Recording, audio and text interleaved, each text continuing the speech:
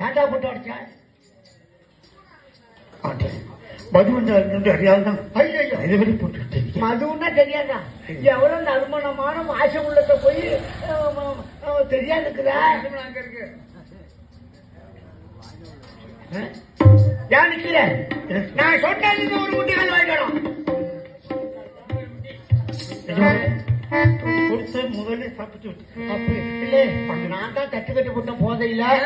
சரி அருமை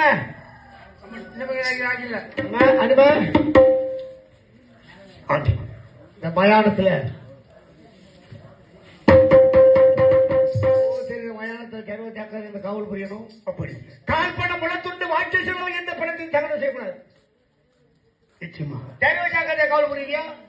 தெய்வம் என்றாலது தெய்வம்